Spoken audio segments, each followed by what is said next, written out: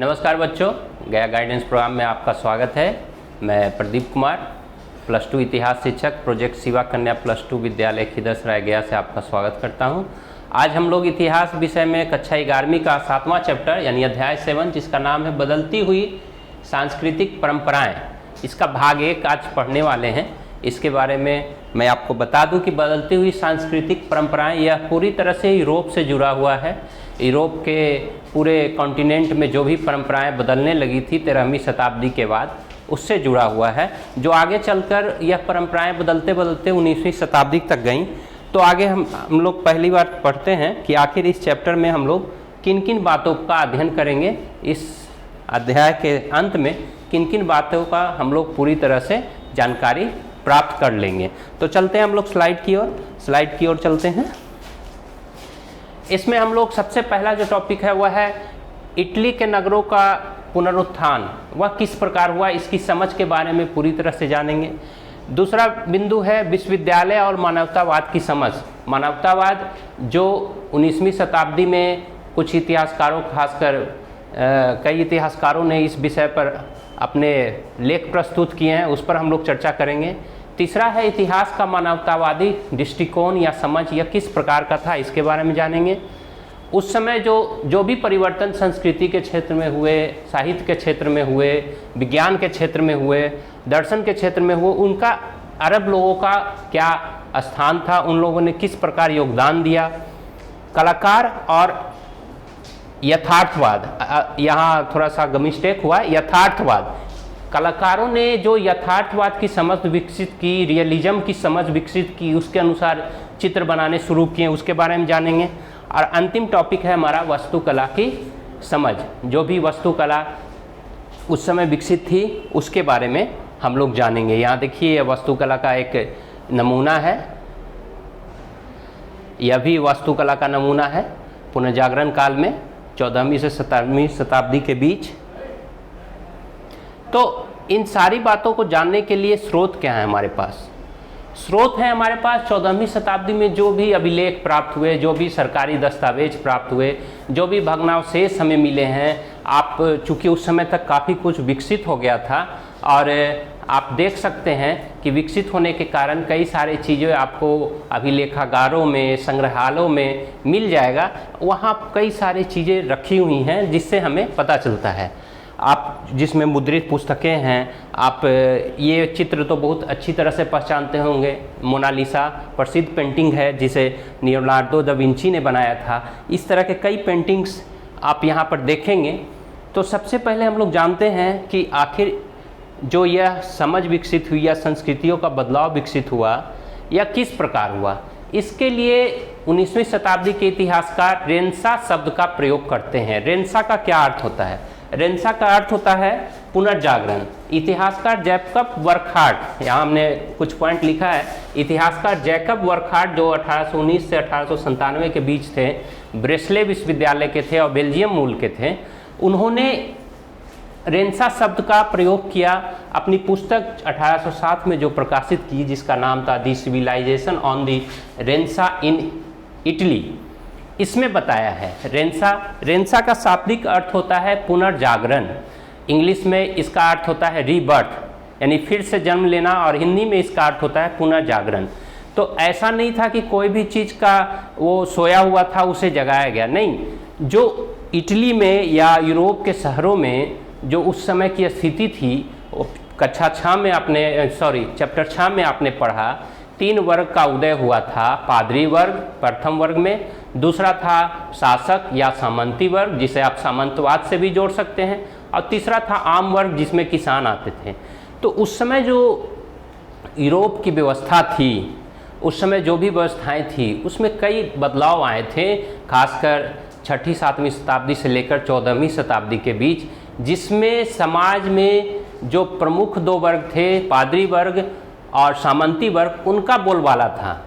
उन्हें कई तरह से विशेषाधिकार प्राप्त थे, खासकर पादरियों को। और समाज जो है उस समय धर्म केंद्रित हो गया था। आप धर्म के अलावा कुछ नहीं सोच सकते थे। उस समय विकास काफ़ी कुछ अवरुद्ध हो गया था, खत्म नहीं हुआ था, अवरुद्ध हो गया था, चाहे वह ज्ञान के क्षेत्र में हो, विज्ञान के क्षेत्र में हो, साहित्य के क्षेत्र में हो, और सिर्फ धर्म का ही प्रभाव लोगों के जीवन पर था। पादरी और पोप के द्वारा जो भी बातें कही गई थी उसके इतर उनके बातों को काटकर अगर आप कोई काम करते हैं तो निश्चित रूप से पादरियों के द्वारा राजा की मदद से, सामंतों की मदद से आपको दंड दिया जाता था और दंड मृत्यु दंड तक होता था। इसलिए पूरी तरह से उस युग को अंधकार युग की भी कल्पना की गई है, जिसे हमारे इतिहासकार वर्कहार्ट ने काफ़ी बखूबी 19वीं सदी में पेश किया है। वर्कहार्ट का कहना था कि जो भी इतिहास हम लोग लिखते हैं, वर्कहार्ट के गुरु थे जिनका नाम था राके। राके का कहना था कि इतिहासकार का यह दायित्व है कि वह राजनीति और सरकारी फाइलों, कागजातों से जो अभिलेख प्राप्त होते हैं, जो दस्तावेज प्राप्त होते हैं, उससे राजा और राजनीति का इतिहास लिखा जाए। परंतु वर्कहार्ट अपने गुरु जिनका नाम राके था, उनके इस सीमित विचार से सहमत नहीं थे। उनका कहना था राजनीति के अलावा कई विषय हैं जो संस्कृति से संबंधित है, जिसमें आपका कलाकार आ गए, जिसमें साहित्यकार आ गए, दार्शनिक आ गए, और जो उस समय समझ विकसित हो रही थी वो सारे चीज़ें आ गई। उन सभी चीज़ों को लेकर हमें चलना है और इतिहास के बारे में लिखना था। तो वर्कहार्ट ने थोड़ा व्यापक दृष्टिकोण अपनाया और उन्होंने इतिहास की अपनी समझ विकसित की। पुनर्जागरण में कुछ महत्वपूर्ण बिंदु थे जो पुनर्जागरण को इंगित करते थे। पहला था वह यह था कि 14वीं से 16वीं शताब्दी के बीच इटली में और यूरोप के अन्य नगरों में, परंतु इटली में खासकर, कई नगरीय संस्कृतियों का विकास हुआ था। पुस्तक छापे गए थे, छापखाना का आविष्कार हुआ था, इसलिए वहाँ पुनर्जागरण आया। दूसरा था इटली में ही सर्वप्रथम मानवतावादी विषय जो धर्म से अलग थे, जैसे कि इतिहास, दर्शन, नीतिशास्त्र, कविता, व्याकरण इत्यादि पर जोर दिया गया और इन बातों को विश्वविद्यालय में पढ़ाया जाने लगा। इसके अलावा कुछ और बातें महत्वपूर्ण थी, जैसे बोलने का तहजीब, पहनावा, ये सब में परिवर्तन आया। इसके अलावा वैज्ञानिक प्रगति हुई, लोगों ने शरीर क्रिया विज्ञान को देखा, ये सारी बातें दिखी। यही सब मूलभूत बातें थीं आपका पुनर्जागरण के समय में। इटली के नगरों का पुनरुत्थान। यहाँ मैं इटली के नगरों का पुनरुत्थान करने के बाद चलूँ, उससे पहले आप इटली का नक्शा देख लीजिए। ये पूरा आपका इटली है, ये समुद्र से घिरा है, ये समुद्र से घिरा है, ये भी इटली का ही भाग है, ठीक है। और उस समय जो आपने पढ़ा था, 3 प्रायद्वीपों में, 3 महाद्वीपों में फैला साम्राज्य जिसे रोमन साम्राज्य कहते थे, उसका केंद्र रोम से शुरू हुआ था। रोम से ही यह पूरे 3 महाद्वीपों में फैला था और आगे चलकर वह 2 भागों में बट गया। पूर्वी रोमन साम्राज्य जिसकी राजधानी बेंजेंटाइन थी और पश्चिमी रोमन साम्राज्य जिसकी राजधानी रोम के आसपास के क्षेत्र थे। परंतु यह पूरा क्षेत्र धीरे धीरे, यानी कि पश्चिमी रोमन साम्राज्य ढह गया और उसके बाद ही सामंतवाद का विकास हुआ। परंतु यह जो रोम शहर था, इसका कुछ अपना ही अलग महत्व था। इसका महत्व इसलिए था कि आप देख रहे हैं यह चारों ओर समुद्र से घिरा हुआ है। समुद्र से घिरा होने के कारण यहाँ व्यापार वाणिज्य काफ़ी होते थे, जैसे जिनेवा के नगर हो गए, सिसिली के नगर हो गए। ये सारे व्यापार के महत्वपूर्ण केंद्र थे, चाहे खलीफाओं के शासनकाल में हो या फिर आगे चलकर मंगोल आक्रमण, खासकर चंगेज खां के समय हो। सभी ने यहाँ शासन किया या इन क्षेत्रों पर कब्जा किया, परंतु व्यापार निरंतर कायम रहा। यूरोप के अन्य शहरों की विशेषता थी कि वहाँ पादरी का प्रभुत्व था, सामंत का और शासकों का प्रभुत्व था, परंतु यहाँ यह बात नहीं थी। यहाँ एक नया वर्ग उदित हो रहा था जो मध्यम वर्ग के नाम से जाना जाता है, जिसमें चिकित्सक, व्यापारी, लेखक, साहित्यकार, दार्शनिक, ये सारे लोग थे। और सबसे पहले इटली में ही विश्वविद्यालय की स्थापना हुई थी। वो 2 विश्वविद्यालय थे जिनका नाम था आपको पादुआ विश्वविद्यालय और बोलोनिया विश्वविद्यालय। ये दोनों आप यहाँ देख सकते हैं, यहाँ आपका पादुआ है, यहाँ बेलोनिया है। ये इटली के 2 विश्वविद्यालय थे। 11वीं सदी में इन विश्वविद्यालयों की स्थापना हुई थी। आगे चलकर फ्लोरेंस नगर में भी विश्वविद्यालय की इटली में ही 13वीं सदी में स्थापना हुई। तो ये जो नगर राज्य का उदय हो रहा था इटली में, यहाँ अपना नागरिकता थी। ये लोग अपने आप को फ्लोरेंस का नागरिक कहना पसंद करते थे, जिनेवा का नागरिक कहना पसंद करते थे। और इस प्रकार यहाँ सामंतों का प्रभुत्व बहुत कम था, पादरी वर्ग का प्रभुत्व बहुत कम था। जो धर्म समाज पर अपना पकड़ बना चुकी थी वह यहाँ धीरे धीरे कम हो रहा था। दार्शनिकों ने जो सोच विकसित की धीरे धीरे इटली के शहरों में, उनका मानना था कि धर्म का कार्य है मानव का कल्याण करना। और उस समय जो धर्म था ईसाई धर्म, उसमें कई कुरीतियाँ आ गई थी, पादरियों के पास अथाह संपत्ति हो गई थी। वो लोग जो बातें बताते थे उनका अपना नैतिक आचरण से कोई मेल जोल नहीं था। कहने का मतलब है पादरी अगर कह रहे हैं कि आपको इस तरह के अच्छे आचरण करना चाहिए, परंतु पादरी स्वयं भी अच्छे आचरण, नैतिक आचरण नहीं कर रहे थे, तो उनसे भी लोगों का विश्वास उठ रहा था। तो इस प्रकार इटली में इटली के नगरों का पुनरुत्थान हुआ, जिसमें आपका जिनेवा, वेनिस, फ्लोरेंस, ये सब शहर प्रमुख थे।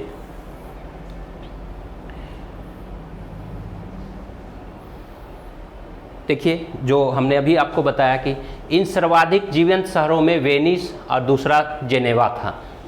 इसके अलावा विश्वविद्यालय भी वहाँ काफ़ी खुल चुके थे। यहाँ एक छोटी सी कहानी दी गई है जिसमें बताया गया है कि किस प्रकार नगर का शासन होता था। कार्डिनल नाम के लेखक ने लिखा है कि वहाँ जो शहर थे उसमें एक शिष्टमंडल था और शिष्टमंडल में संभ्रांत वर्ग के लोगों को स्थान दिया गया था। इसका आधार संपत्ति नहीं था, क्योंकि अगर संपत्ति को आधार बनाकर उस शिष्टमंडल को शहर चलाने के लिए दिया जाता तो शासन कुछ गिने चुने क्षेत्रों व्यक्तियों के पास आ जाती। परंतु यहाँ संभ्रांत वर्ग से मतलब है वैसा वर्ग जो नैतिक रूप से श्रेष्ठ हो, जो चाहे वह कलाकार हो, विद्वान हो, व्यापारी हो या धनिक वर्ग हो। परंतु एक बात यहाँ स्पष्ट रूप से दर्शाई गई है कि इसमें निर्धनों को शासन करने के लिए जो शिष्टमंडल बनाई गई थी उसमें स्थान नहीं दिया गया था, और इस प्रकार उस शहर का शासन चलता था। विश्वविद्यालय और मानवतावाद, हमने आपको कुछ देर पहले ही बताया कि इटली में ही दो प्रमुख विश्वविद्यालय 11वीं सदी में स्थापित हुए थे, जिसमें आपका बोलोनिया विश्वविद्यालय था और पादुआ विश्वविद्यालय था। ये जो विश्वविद्यालय थे शुरुआत के आरंभ में 11वीं सदी, 12वीं सदी, 13वीं सदी में यहाँ प्रधान विषय के रूप में विधि शास्त्र यानी कानून पढ़ाया जाता था। ऐसा इसलिए होता था क्योंकि आप इटली के जितने भी नगर हैं वो व्यापारिक नगर हैं, व्यापार वहाँ काफ़ी अधिक होता है। व्यापार करने के लिए नियम कानून की आवश्यकता होती है, चाहे आप सॉलिसिटर बोलिए या नोटरी बोलिए, वकील बोलिए, ये लोग नियम कानून तय करते हैं ताकि व्यापार सुचारू रूप से चल सके। लोगों को फ़ायदा या नुकसान, अगर पार्टनरशिप पर व्यापार चल रहा है तो लोगों को फ़ायदा और नुकसान पूरी तरह से स्पष्ट रूप से वर्णित किया गया हो। तो कानूनों की पढ़ाई यहाँ काफ़ी अधिक होती थी इन दो विश्वविद्यालय में। इसके अलावा धर्म की भी शिक्षा दी जाती थी। परंतु आगे चलकर 13वीं शताब्दी के बाद फ्रांसिस पेट्रॉक नाम के जो विद्वान थे उन्होंने मानवतावादी विषयों को आगे लाया। मानवतावाद मतलब ह्यूमनिज्म, सिर्फ विधि शास्त्र और धर्म, ये दो विषय से आप पूरी दुनिया के विषय के बारे में जानकारी नहीं प्राप्त कर सकते हैं, ऐसा इनका सोचना था और यह सही भी है। और इन्होंने व्याकरण, साहित्य, कला, वास्तुकला, नैतिक शिक्षा, ये जैसे जो विषय थे जो मानवतावादी विषय कहलाएं। और 19वीं शताब्दी के जो भी इतिहासकार हो, खासकर वर्कहार्ट, जैकब वर्कहार्ट इतिहासकार हैं, उन्होंने जो ये सांस्कृतिक बदलाव आए शिक्षा के क्षेत्र में कि अब लोगों को व्याकरण पढ़ाया जाने लगा, नैतिक शिक्षा दी जाने लगी, कविताओं का पाठ शुरू हुआ, अलंकार शास्त्र पर बल दिया गया, इन सभी चीज़ों को उन्होंने मानवतावाद का नाम दिया। यानी समाज जो है वह धर्म केंद्रित न होकर व्यक्ति केंद्रित हो गया, व्यक्तियों पर अधिक बल दिया जाने लगा, व्यक्तियों के कल्याण पर अधिक महत्व दिया जाने लगा, मानवता पर और मानवों के लिए ज़्यादा बल दिया जाने लगा। तो इन विश्वविद्यालयों में इन बातों पर और इन विषयों पर काफ़ी अधिक पढ़ाई की जाने लगी।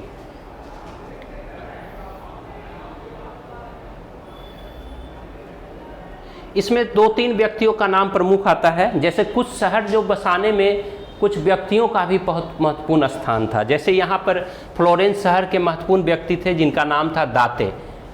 ये धर्म से विशेष रूप से जुड़े हुए नहीं थे, परंतु इन्होंने धार्मिक विषय पर अपनी कलम चलाई, अपनी पुस्तकें लिखी।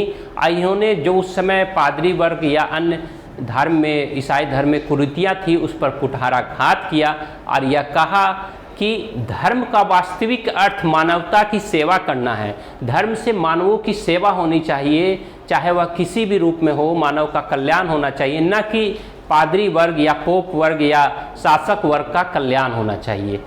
और दूसरे थे कलाकार जोटो।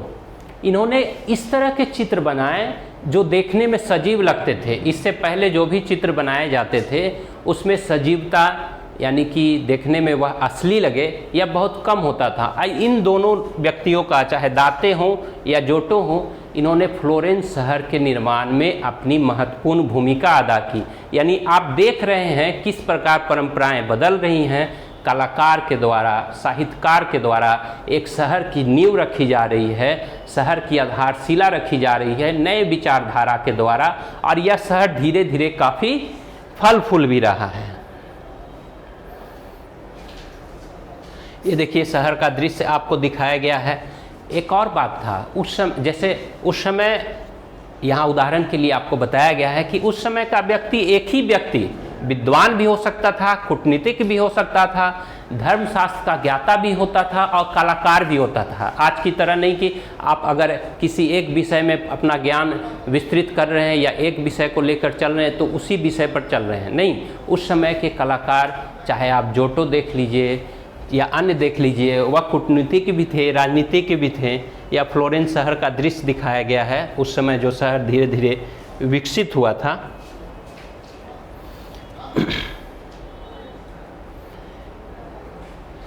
मानवतावादी विद्वानों में कई विद्वान हुए, जिसमें फ्लोरेंस के मानवतावादी विद्वान ने अपनी एक पुस्तक लिखी जिसका नाम था on the dignity of man, जो 1486 ईस्वी में प्रकाशित हुआ था। इसमें उन्होंने अपने जो पूर्वज थे, चाहे अरस्तु हो, प्लेटो हो, इन लोगों के किताबों के अध्ययन पर बल दिया। और उसमें यह कहा गया है, उन्होंने अरस्तु और प्लेटो के वक्तव्य को हूबहू रखा और लोगों के सामने लिखा। जैसे देखिए, अरस्तु और प्लेटो के अनुसार सत्य की खोज करने और इसे प्राप्त करने के लिए हम लोग को हमेशा जुटे रहना चाहिए। और जिस प्रकार दिमागी शारीरिक कसरत करते हैं हम लोग, क्यों करते हैं? ताकि हमारा शरीर स्वस्थ रहे। उसी प्रकार दिमागी कसरत और वाद विवाद में हमें हिस्सा लेना चाहिए, ताकि जो तर्क हो, तर्क से नए नई बातें आएँ। यह बात आपको प्लेटो और अरस्तु ने पहली सदी में कही थी, परंतु जो यूनानी सभ्यता थी, रोम और यूरोप के लोग थे, वह धीरे धीरे अंधकार में चले गए थे, यानी वहाँ सांस्कृतिक बदलाव नहीं हो रहे थे। इसलिए इन बातों को पुनः वापस दोहराया गया और लोगों को बताया गया कि हमें तर्क करना चाहिए। उस समय तर्क करना बहुत ही भयंकर भूल मानी जाती थी, जिसके लिए चर्च आपको सजा देता था। जैसे चर्च कहता था कि पृथ्वी चपटी है, चर्च कहता था कि भूमध्य सागर पूरे विश्व का केंद्र है। अब पृथ्वी चपटी है, इसका मतलब क्या हुआ? आप चपटी चीज़ों पर चलेंगे, मान लिया यह चपटी चीज़ है, यहाँ से आप चलना शुरू कीजिएगा तो कहीं यहाँ इंड आएगा तो आप गिर जाइएगा। तो इसलिए चर्च ने इस तरह की मानसिकता उस समय के लोगों में भर दी थी कि लोग नए नए चीज़ों की ओर अग्रसर नहीं हो रहे थे। परंतु लेखकों ने, मानवतावादी विद्वानों ने इन चीज़ों को लोगों के दिमाग से हटाया। इतिहास का मानवतावादी दृष्टिकोण, जो हमने आपको अंधकार युग के बारे में बताया, उसके बारे में यहाँ चर्चा की गई है। और यह बताया गया है कि 14वीं शताब्दी के बाद यूरोप में जो भी परिवर्तन हुए वह काफ़ी आमूल-चूल थे और इसमें मानवतावादी लोगों का महत्वपूर्ण स्थान था। और उस समय के विद्वानों ने, और ख़ासकर 19वीं सदी के विद्वानों ने, जो उस समय का यूरोप था, जिसे मध्यकाल भी आप कह सकते हैं, 5वीं से 14वीं शताब्दी के बीच मध्ययुग कहा गया है यूरोप के इस समय अंतराल को, उसको कई भागों में बांटा है। पहला भाग बांटा है 5वीं से 9वीं शताब्दी, जिसे अंधकार युग की संज्ञा दी गई है। दूसरा 9वीं से 11वीं शताब्दी में इसे आरंभिक मध्यकाल या मध्ययुग कहा गया है। और 11वीं से 14वीं शताब्दी में उत्तर मध्ययुग। अब 15वीं शताब्दी से यूरोप में आधुनिक काल की शुरुआत मानी जाती है। बाद में जब आप 20वीं शताब्दी का इतिहास लेखन देखेंगे तो उसमें जो यह अंधकार युग की परिकल्पना की गई है यूरोप में, उस पर कुठाराघात किया गया है। उस पर लोगों ने सवाल खड़े किए हैं कि ऐसा तो एकदम नहीं था कि किसी भी तरह का विकास उस काल में यूरोप में नहीं हुआ था। तो जो बरखाट ने अंधकार युग या पुनर्जागरण की अवधारणा पेश की, इसका विरोध भी किया गया और इस बात को हम इस चैप्टर के अंत में आपको बताएंगे। विज्ञान और दर्शन, अरबियों का योगदान। चूँकि इटली में खासकर पोप का केंद्र होता है, आज आप भी जानते हैं रोम में वेटिकन सिटी है, वह आज भी पोप का केंद्र है। तो वहाँ जो भी पोप थे उन्होंने यह कोशिश की, जब धीरे धीरे आंदोलन में सुधार आया, चर्च में सुधार की बात की गई, तो उन्होंने कोशिश की कि लोगों को अन्य विषयों की ओर जानकारी दी जाए। साथ ही जो भी यूरोप के खासकर इटली के दार्शनिक थे, साहित्यकार थे, इन्होंने यह कोशिश की कि अन्य विषयों पर भी पढ़ाई धीरे धीरे आरंभ की जाए। और इसके लिए उन्होंने अपने पुराने जो रोमन सभ्यता थी उसे आधार बनाया, चाहे अरस्तु की किताबें हों, चाहे प्लेटो की किताबें हों, चाहे प्लिनी की किताबें हों खगोल शास्त्र पर। इन सभी चीज़ों का अध्ययन करने के लिए वे प्रेरित हुए। और इन सभी चीज़ों का अध्ययन वो कैसे कर पाए? अरबियों ने प्लेटो का, अरस्तु का जो भी पुस्तकें की पांडुलिपियाँ प्राप्त की थीं उसे बहुत सावधानी पूर्वक अनुवाद किया था। और यही अनुवाद धीरे धीरे इटली के नगरों के विद्वानों ने अपनाया। यानी आप कह सकते हैं अगर अरब नहीं होते तो हो सकता था पहली शताब्दी ईस्वी में जो प्लेटो का दर्शन था, अरस्तु का ज्ञान था, वह यूरोप के अन्य शहरों में नहीं पहुंचता। इसलिए अरबियों का बहुत ही महत्वपूर्ण योगदान था। इसके अलावा प्राकृतिक विज्ञान, आयुर्विज्ञान, चिकित्सा शास्त्र, ज्योतिष शास्त्र, खगोल विज्ञान, इन सभी क्षेत्रों में अरबों ने जो भी प्रगति की थी उसका भी अध्ययन यूरोप के लोगों ने किया, खासकर इटली के लोगों ने। और पूरे यूरोप में यह ज्ञान धीरे धीरे आगे फैलाया। अरबों ने उसी समय कागज़ का भी आविष्कार हो गया था, तो अरबों द्वारा उन सभी ज्ञान को कागज़ पर लिखा भी गया। और बाद में यूरोप में छापखाना मशीन का भी आविष्कार हुआ, जिसके बारे में हम नेक्स्ट वीडियो में बताएंगे आपको।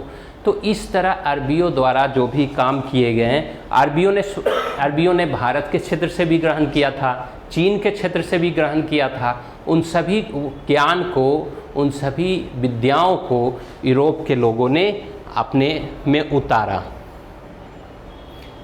यहाँ है कलाकार और यथार्थवाद। यथार्थवाद का इंग्लिश अर्थ होता है रियलिज्म। रियल का मतलब जो वास्तविक लगे। तो कलाकारों ने, पहले जो कलाकार लोग चित्र बनाते थे वो वास्तविक बहुत कम प्रतीत होता था। जैसे आप ये हाथ देखिए, ये बाद के कलाकारों द्वारा बनाया गया चित्र है।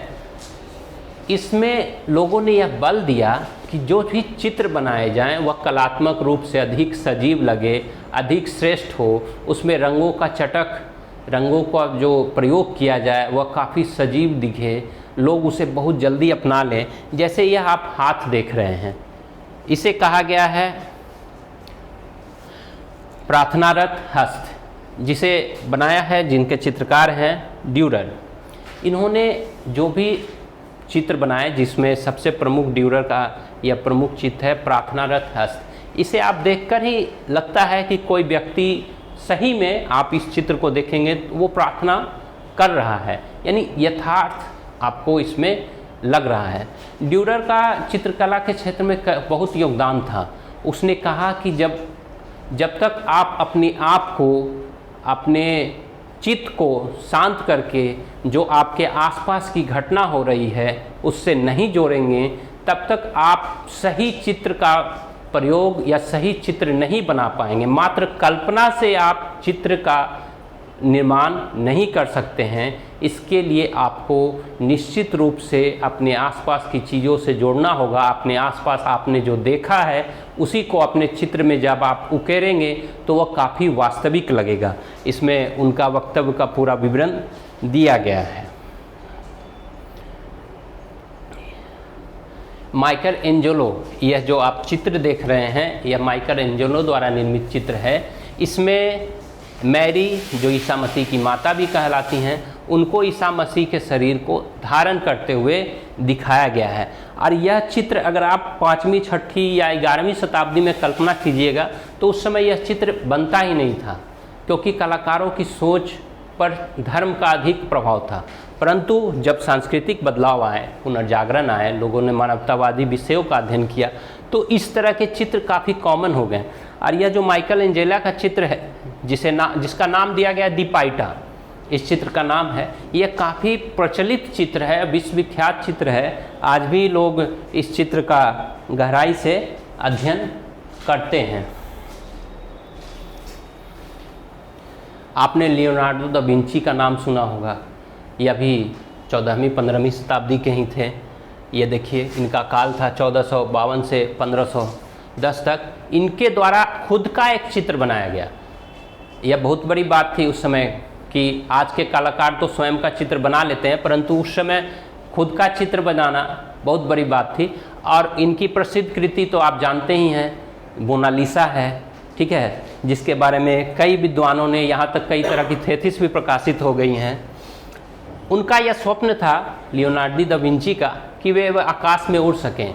इसके लिए वो घंटों पंछियों के साथ बैठकर उनका विचरण निहारते थे और एक यंत्र का प्रतिरूप भी तैयार किया था। लियोनार्डो दा विंची का अर्थ ही होता है परीक्षण का अनुयायी, यानी वे किसी भी तरह का परीक्षण करने के लिए तत्पर थे और आगे उसको बढ़ाने के लिए तत्पर थे। कलाकारों ने उस समय गणित का, इसके अलावा ज्यामिति का, ज्योमेट्री का, इन सभी चीज़ों का भी अध्ययन किया। क्यों? ताकि चित्र को सजीवता प्रदान किया जा सके। आप देखते हैं कि जब कोई कलाकार कोई चित्र बनाता है, मैं आपको बता दूं कि जब फोटो बनाता है तो उसे कई रूपों में दिखाता है। जैसे कोई फ्रेम बनाया उन्होंने तो उसको कई भागों में वे बांटते हैं चित्र बनाने से पूर्व। ये वैसा क्यों करते हैं? ताकि, और इसके लिए आपको ज्योमेट्री का समझ होना, गणित का समझ होना बहुत आवश्यक है, ताकि कौन नाक कहाँ पर आएगा, आँख कहाँ पर आएगा और मुंह की बनावट कहाँ पर आएगा, ये पूरा इस फ्रेम में वो इंडिकेट करते हैं। और जब तक उन्हें ज्यामिति की समझ नहीं होगी, गणित की समझ नहीं होगी, रंगों की समझ नहीं होगी, तब तक वे इस तरह का कार्य नहीं कर सकेंगे और उनका चित्र बहुत अच्छा नहीं बनेगा और लोग उसकी प्रशंसा नहीं करेंगे। तो उस समय भी लोगों ने ज्यामिति का अध्ययन किया, गणित का अध्ययन किया, इतिहास का अध्ययन किया। रोमन साम्राज्य में जो नगरें लुप्त हो चुकी थी या नष्ट हो चुकी थी, वहाँ से प्राप्त स्मारकों का, मूर्तियों का, भग्नावशेषों का, इन सभी चीज़ों को देखा और समझा। और इसी समय तेल पेंटिंग, ऑयल पेंटिंग भी जिसे कहते हैं, उसका विकास हुआ। 3 डायमेंशनल फिगर बनाने का भी विकास हुआ, जिसे आप आयामी चित्र कहते हैं, उसका भी विकास हुआ। ये सारी चीज़ों का विकास, बदलती हुई संस्कृतियों का दौर, जिसे आप कह सकते हैं कि 14वीं शताब्दी से 18वीं शताब्दी या आगे चलकर 19वीं शताब्दी तक गया, उसमें हुआ। वास्तुकला, आज भवन निर्माण के लिए हम लोग इंजीनियर के पास जाते हैं, जिसे वास्तुविद कहते हैं। तो इसका भी उस समय विकास हुआ, कई वास्तुविद हुए। जैसे आपने जो माइकल एंजेलो का दी पाइटा नामक चित्र देखा, वह वहाँ के प्रसिद्ध गिरजाघर की छतों की दीवारों पर बनाया गया था, इसलिए भी वे अमर हो गए। इसके अलावा माइकल एंजेलो ने ये इस तरह का चित्र बनाया जो गिरजाघर की दीवारें थी उस पर, इसलिए भी वो अमर हो गए। कई अन्य वास्तुविद भी हुए जिन्होंने गुम्बद का निर्माण किया। सबसे पहला चित्र वही था आपका स्लाइड का, जो मैं आपको थोड़ा सा दिखा दूं। जैसे ये देखिए, ये गुम्बद वास्तुकला का ये अद्भुत नमूना है, जिसमें ये गुम्बद बनाया गया है। ये आकृतियाँ जो आप देख रहे हैं, ये पूरा यह सभी वास्तुकला का उत्कृष्ट नमूना है जो आपका 14वीं से 17वीं शताब्दी के बीच यूरोप में हुआ था। ये सारी बातें आपने इस स्लाइड के माध्यम से जानी कि किस प्रकार वहाँ पुनर्जागरण आया, वहाँ लोगों का सांस्कृतिक बदलाव हुआ, किस प्रकार नए शहरों में संभ्रांत वर्ग या मध्यम वर्ग का, जिसमें व्यापारी व बैंकर, विधि शास्त्र के यानी वकील, इसके अलावा प्रबुद्ध व्यक्ति, दार्शनिक, विद्वान, इन सभी का उदय हुआ। तो ये और इन्हीं सब के कारण वहाँ परिवर्तन भी आए, कला के क्षेत्र में, विज्ञान के क्षेत्र में, गणित के क्षेत्र में, खगोल शास्त्र के क्षेत्र में, इन सभी क्षेत्रों में परिवर्तन आए। और यह परिवर्तन ही वह कारण था जो आगे चलकर पूरे यूरोप को विश्व का सम्राट बनाता है। आपने इंग्लैंड का नाम सुना होगा, यूरोप का एक छोटा सा देश। जब यह परिवर्तन हुए, प्रगति हुआ, तो आगे चलकर इंग्लैंड ने पूरे विश्व पर राज किया, जिसे आप कहते हैं कि इंग्लैंड का सूर्य कभी अस्त नहीं होता था 19वीं और 20वीं शताब्दी में। तो ये सारे जो तकनीकी विकास आप देख रहे हैं, आज यूरोप इतना विकसित है, यह सब उस सांस्कृतिक विरासत का ही दौर है जो 14वीं से लेकर 19वीं शताब्दी के बीच हुआ। तो बच्चों, इसके आगे का पार्ट हम लोग सेकंड वीडियो में पढ़ेंगे। आज के लिए इतना ही। बहुत बहुत धन्यवाद।